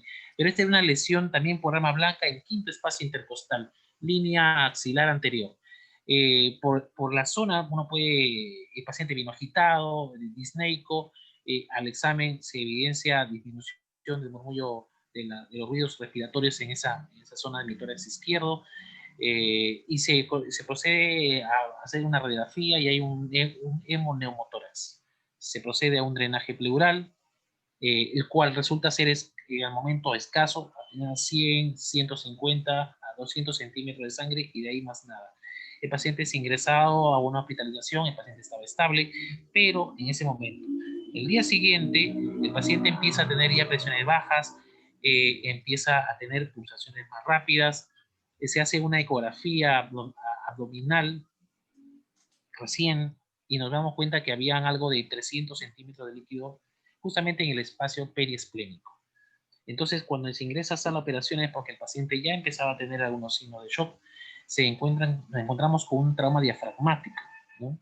Y eso podía corresponder de repente, y hacíamos ese recordaris con respecto al drenaje pleural escaso al inicio, y más bien el acúmulo al momento el acúmulo de sangre en cavidad abdominal.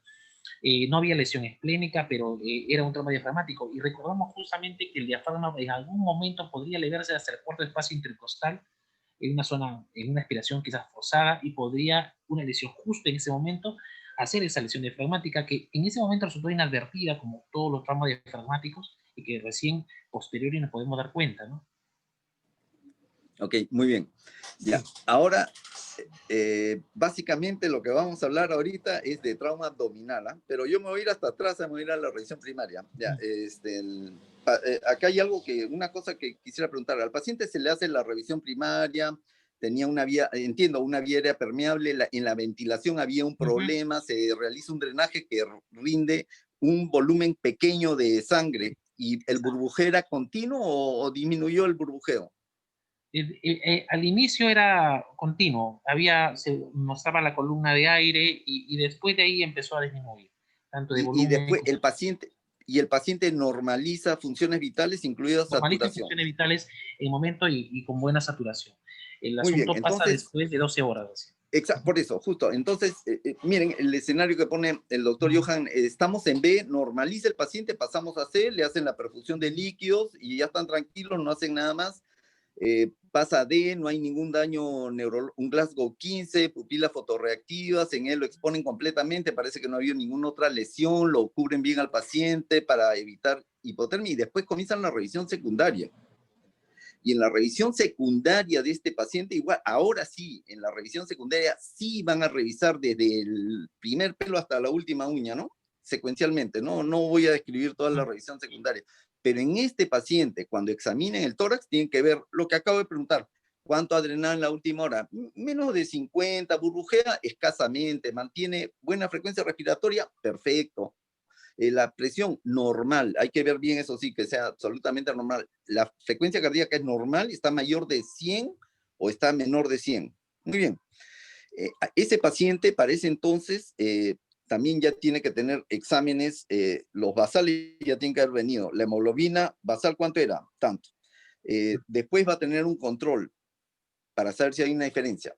Bueno, muy bien, esa es la parte de respiratoria. Le voy a examinar el abdomen blando, depresible, no le duele, no está distendido, y sigo pues con todo lo que sigue, ¿no?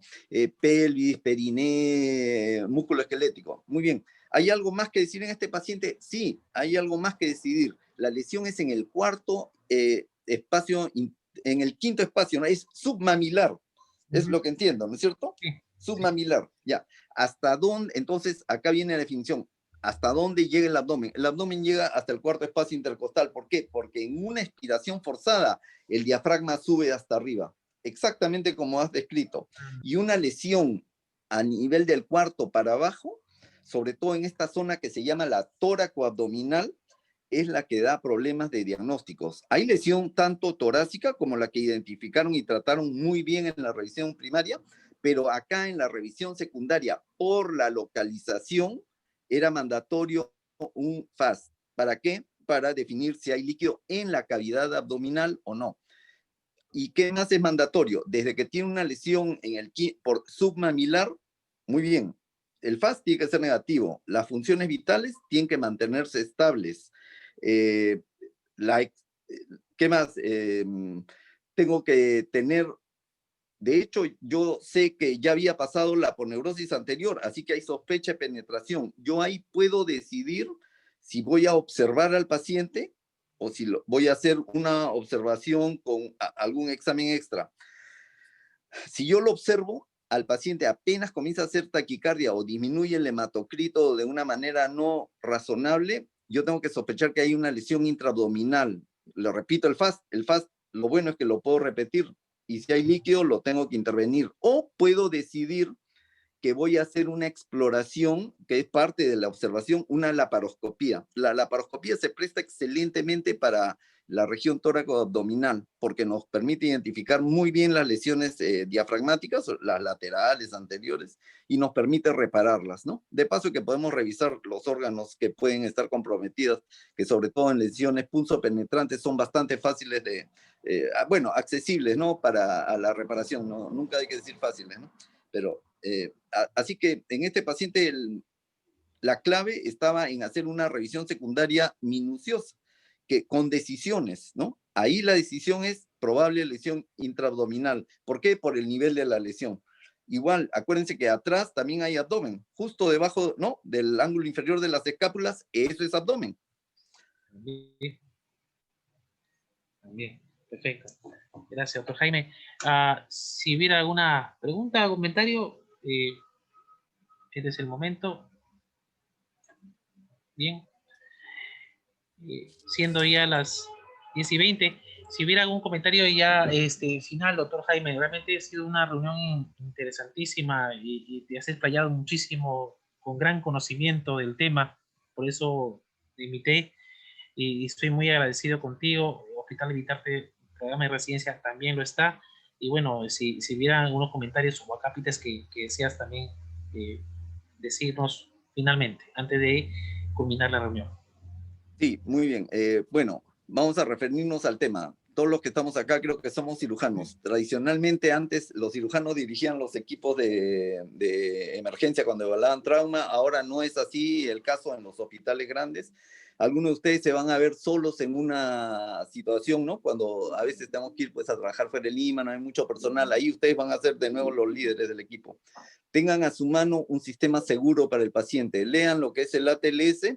Y uno tiene con eso una buena idea. Lamentablemente hay que hacer el curso también porque ayuda mucho a manejar los conocimientos que nos brinda el manual del ATLS. Esto es de libre uso para todos, por favor.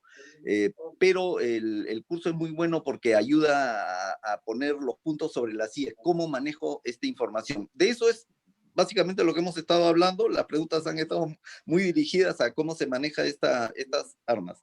Con eso, ustedes van a estar seguros como médicos, como cirujanos, y van a tener un paciente también en el lado seguro. Recuerden, revisión primaria, revisión y reanimación. Son decisiones basadas en hallazgos físicos. No hay que estar 100% seguros de un diagnóstico comprobado por análisis, por exámenes.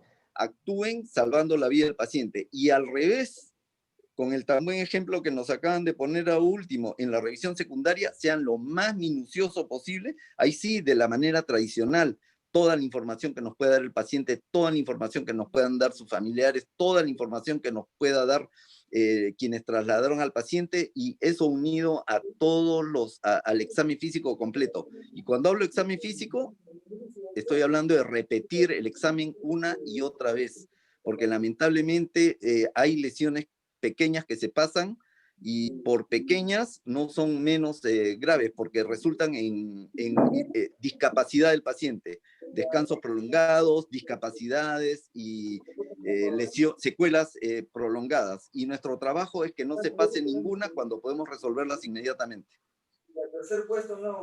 Gracias Jaime. Realmente muy certeramente yo hice el curso con ustedes en 2 oportunidades y me pareció excelente. Realmente uno no termina de poder entender y leer el libro que nos proveen. Nos seguimos revisando constantemente ello. Es de exigencia acá en Hospital Vitarte, por ejemplo, a los médicos residentes y sobre todo también a los estudiantes que puedan tener acceso de lectura del ATLS, y les exigimos que lo practiquen, ¿no? Definitivamente también es un trabajo de equipo que uno tiene que entender, manejar la misma literatura, manejar los mismos pasos que uno tiene que tener en la ATLS, los cuales se dice, ¿no? Que si uno hace eso, pues salva vidas. Eso es cierto. Muchas veces uno puede decir, ¿no?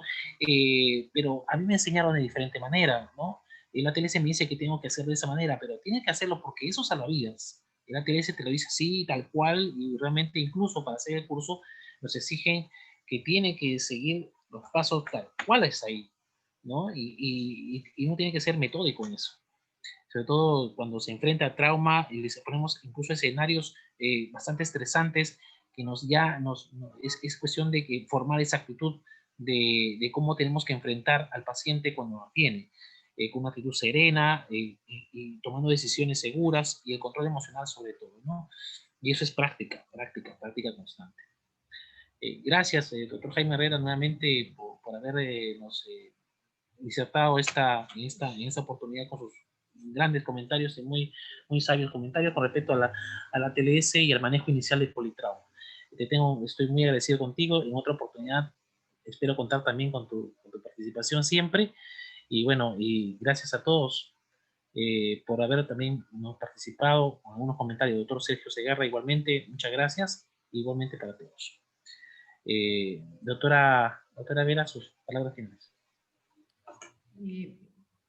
Simplemente, doctora, agradecer a todos los participantes a nuestra primera reunión para la jornada de trauma. La próxima vamos a tratar sobre el manejo del shock, sobre todo polémico, que justamente muchas preguntas han ido en relación a eso. Nuestro COR, bueno, el doctor Willy Ramírez lo estará tocando en los próximos días. Están todos invitados. Muchas gracias por su participación. Muchas gracias a usted, doctor Juan Jaime Herrera, por habernos aclarado y puntualizado las cosas que realmente no se nos deben pasar. Al doctor Segarra también, y sobre todo a usted, doctor Medrano, por siempre estar ahí con nosotros. Muchas gracias a todos y los esperamos en la próxima reunión. El día martes es la reunión de shock, manejo de shock en trauma. Están invitados igualmente el doctor Jaime, de que usted va a estar nuevamente en otra actividad. Igual espero que nos siga en toda esa jornada que va a ser hasta el 12 de febrero. Muchísimas gracias a todos. Gracias. Hasta luego. Chao, chao.